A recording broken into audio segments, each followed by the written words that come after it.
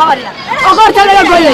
وعادي بريا ورقيني وقرت لك صقبريا مجاهدين تبى للدنيا شاقي للدنيا والله وحيستا ما شفتوا والله وحيستا ما شفتوا وقرت لها عدانا وقميسي يا أفويني وطيانو كبحني تيبانو ما انتو تاقل دولة تسيلاي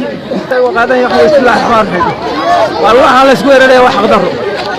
waxa weeye ninka gurigiisa waa loo dhacay waxa la lugu haystaan ma jiro iyo waxa la sheego ka jiraan ma jiraan way cadeen wala kala yar jirto qoriga marka way la iska celiya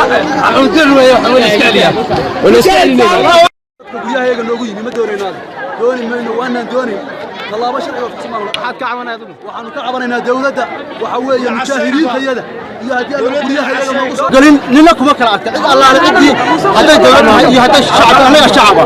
أنا تندقل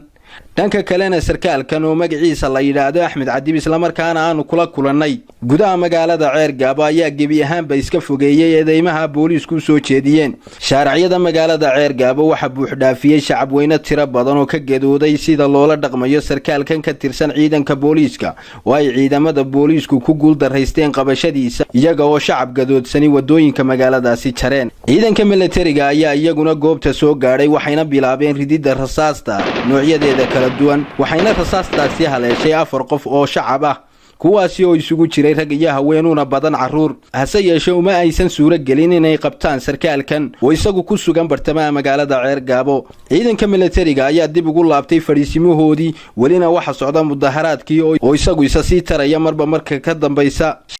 waxa la yaaba oo nasiib daraa ciidankii qaranka oo booliiskii iyo militarigii iyo wixii hub iyo saanad iyo gaadiid u joogay aan waxba la kala hadhin sababta dadka lagu laynayo ee lagu dagaalamayo ee magaalada lagu galay ee waxaas oo dunia lagu baabeeyay ee dhaawacoodii dhakhtarka ku jiifay dadka lagu laynayo midaanu garanay maaha midaanu ognahayna maaha waxaanu xukuumadda u sheegaynaa haddaanay dee iyadu soo amrin وأنا كدم بين حكومة سرع إن طلابة دقدقة لقى قاضو هدي طلابة لقى قاضي وايو هبريون استليس كوي دينيسا طلابة أنو نقاضينا ولله ما أرق دولة ما ينسى شعبك لا ما أرق بوليسكو صاحبك بالشدها وشعبك استلينا يلا ما أرق هدان سي دقدقة دولة أرنتها وحقا قبن أنا قاك قبنينا طلابة كوحب بومبانو لكا قاضينا سيدا الله شيغا عقاشيغا هوريسay jiifafku ay u sheegeen dhibaatadii shalay ka dhacday degmada Ceergaabo ayaa halka la isugu yimi